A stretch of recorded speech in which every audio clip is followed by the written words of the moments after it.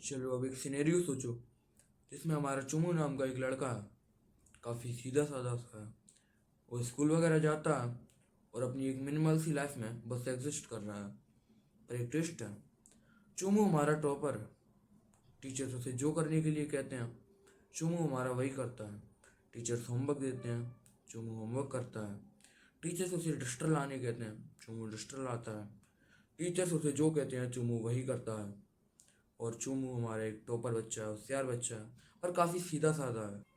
अब एक दिन टीचर चुमू को कहती है, Chumu you are such a good student, you are such a bright student. Chumu हमारा खुश हो जाता है।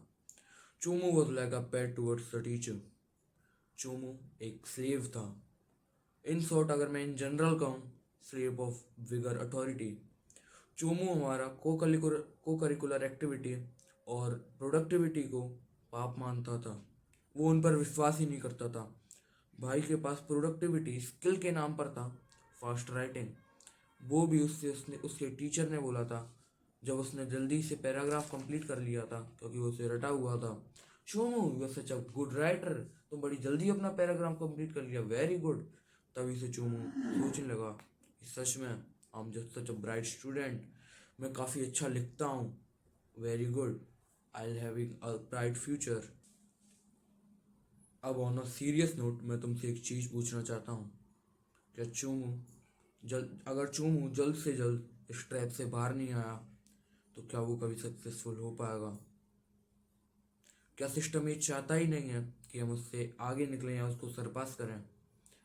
ये तो एक टॉपर की बात थी। उन एनपीसीज के बारे में सोचो। ऐसे बच्चों के बारे में सोचो जो क्लास में बस एग्जिस्ट करते हैं, जो बस हाँ यस सर हूँ सर इसलिए स्कूल जाते हैं। क्या उनका कोई फ्यूचर है? ऑन अ सीरियस नोट, अगर चोमू ने अभी कुछ नहीं किया, he'll potentially fail in his life, potentially. System कभी ये चाहता ही नहीं था कि हम उससे ऊपर निकलें।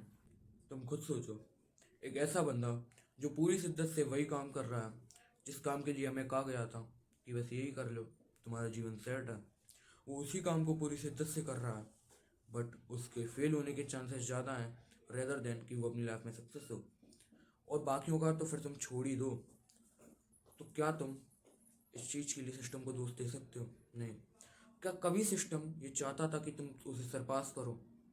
सो the straight answer is no.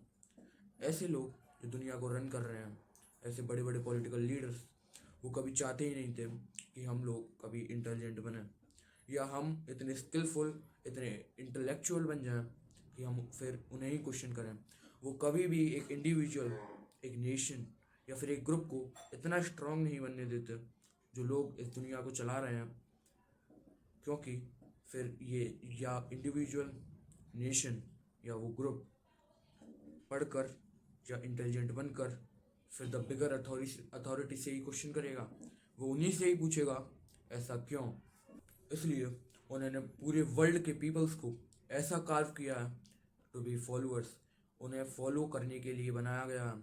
हमारी जो पूरी सोसाइटी है वो बस फॉलो करना जानती है। तुम अभी एक ट्रेंड निकाल दो, देखना सब उसके पीछे आ जाएंगे। सब एक छोटे से ट्रेंड के पीछे पूरी दुनिया पड़ जाएगी। लाइक एवरीथिंग, इसके भी कुछ प्रॉप्स और कॉन्स हैं। तो हम बस पॉजिटिव साइड पर फोकस करेंगे।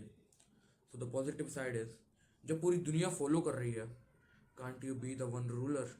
मुझे पता तुम कहोगे how the fuck I can be, but yes you can be. तुम्हें बस ऐसा प्रिटेंड करना है। इसके बारे में डिटेल में हम पहले बात कर चुके हैं, पर मैं थोड़ा सा बता देता हूँ। तुम्हें बस ऐसा प्रिटेंड करना है that you are like the king, you are the best in this fucking world. तो सोसाइटी तुम्हें वैसा ही ट्रीट करना चालू कर देगी। तुम्हें एज अ किंग ट्रीट किया जाएगा। अगर तुम लोगों को अपने सब्जेक्ट्स की तरह ट्रीट करोगे तो लोग तुम्हें किंग की तरह ट्रीट करेगी। पर अगर तुम लोगों को अपने बाप की तरह ट्रीट करोगे तो वो तुम्हें अपना बेटा बना के छोड़ेगी। और फिर दूसरी चीज़ आती है तुम्हारी एक ऐसी स्किल जिसमें तुम अनडिफीटेबल हो। अपनी एक ऐसी स्किल डेवलप करो जिसमें तुम्हारे लेवल का उस फील्ड में कोई हो ही ना। You are undefeatable at it. And last but not the least, but मैं इतना ही कहना चाहूँगा, भगवान ने तुम्हें खुद का दिमाग दिया, उसे यूज़ करो। Don't be a follower to others, be a follower to your brain.